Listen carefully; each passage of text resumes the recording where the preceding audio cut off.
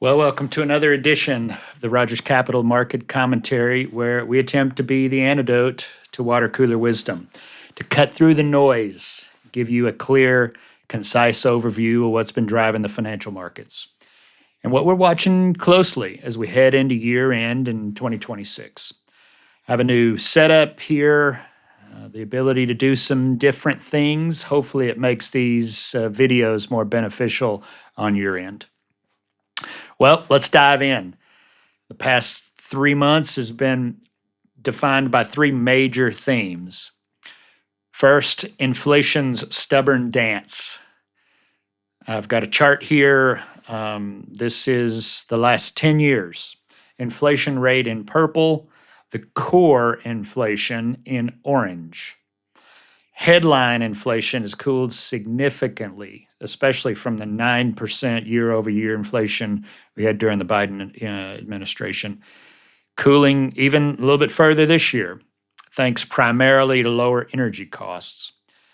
Core inflation, however, leveled off around 3%, and it's been really keeping us from the Fed's goal of 2%. You may remember me walking you through. This higher for longer debate lives on. For retirees and those nearing retirement, this not only affects financial markets, but directly impacts spending power, which is a key focus for us. The second driver, earnings season surprises. 82% of the S&P beat third quarter earnings estimates. Tech and communication services delivered strong results, fueling a resilient S&P. Other sectors showed some weakness, reflecting consumer caution, higher operating costs. But this tale of two markets, the Mag 7, the tech, AI, versus the rest of the market, just really reinforces the importance of diversification. The third driver, let's talk about what everybody's feeling. Volatility. Yes, markets have been choppy of late.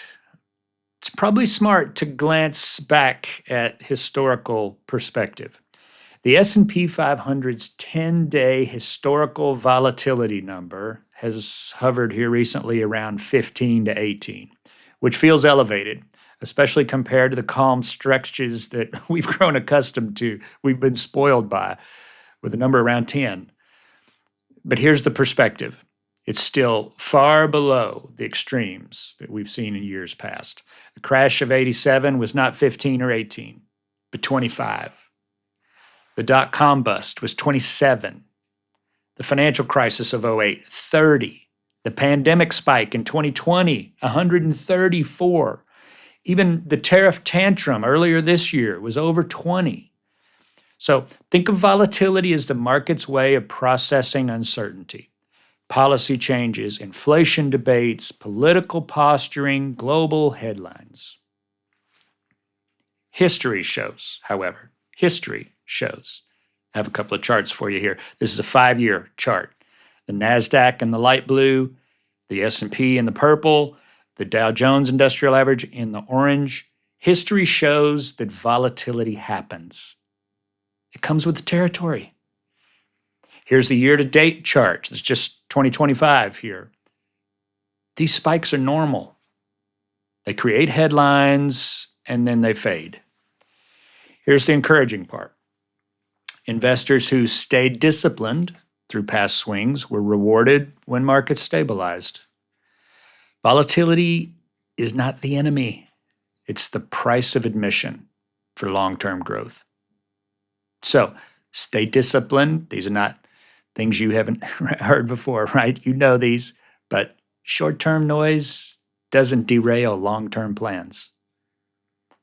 Review your allocation. Okay? Volatility is a reminder to check your balance between growth and safety. Lean on history. Markets have recovered from every past spike. Perspective builds confidence. So volatility may feel uncomfortable, but history reminds us it's part of the journey. If you're feeling uneasy, let's revisit your plan together. Discipline beats panic. Perspective builds confidence. Inflation is historically low. Earnings are strong. A new Fed chairman will be in place in May. Think, rate cuts. So, let's talk a little bit about this shutdown we've just lived through. With the longest ever 43-day government shutdown now concluded, the market once again proved its durability.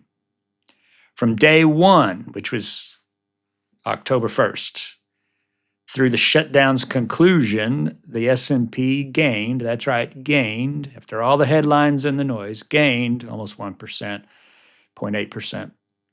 It even notched several new all-time highs along the way. Now, this echoes history. Even the longest shutdown, 2018 to 19, which was, previously the longest, 35 days, it coincided after that with a rebound of 11.9%. While sector-specific impacts like defense or healthcare can be more dramatic, sharp, okay? Broad index moves tend to recover pretty quickly. Shutdowns remain more speed bumps than roadblocks, especially compared to bigger drivers like Fed policy or inflation trends or tariffs. Okay, now let's look ahead. December, year-end, 2026, okay? The Fed's final meeting of 2025, there's no Fed action expected, no cuts or hikes, but messaging is going to be critical. Markets will parse every single word for clues about 2026 Fed policy direction. What else is there to watch? Well, yeah, this is Christmas season, so holiday consumer spending. This is the busiest shopping season, the time of the year. Strong sales will mean resilience. Weak sales will mean slowdown concerns. Small businesses especially, depending on this time of year. Okay, so closing thoughts. As always, my team and I are here for you. If this update sparked a question or if you'd like to revisit your plan in light of this recent volatility, let's schedule a quick call, check in, okay? Thanks for your continued trust. As my family and I gather this Thanksgiving, you are among the blessings that we count. You'll never know the blessing it is for me to do what I love alongside great people like yourself. So, wishing you and your family a blessed Thanksgiving holiday. We'll see you next time.